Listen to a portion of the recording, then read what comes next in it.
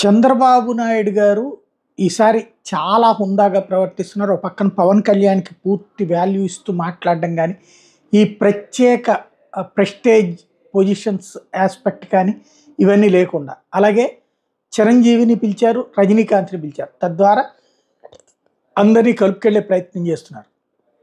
ఒక పక్క నరేంద్ర మోడీ ఉదయం రాబోతుంటే అమిత్ షా ముందే వచ్చారు, నడ్డా ముందే వచ్చారు.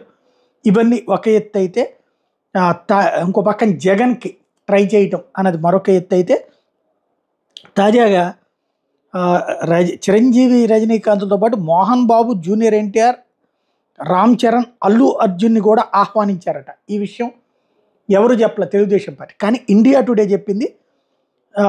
ఇది ఒక కీలకమైనటువంటి విషయం. ఒకటి, పవన్ కళ్యాణ్ ప్రమాణ స్వీకారాన్ని చూడటం కోసం చిరంజీవి హైదరాబాద్ నుంచి విజయవాడకు బయలుదేరడం ఒక ఎత్తు అయితే, ప్రధాని మోడీ, హోంమంత్రి అమిత్ షా ఇటు రావడం ఒక ఎత్తు అయితే, ఇప్పుడు జూనియర్ ఎన్టీఆర్ అటెండ్ అవుతారా లేదా అన్నటువంటి చూడాలి.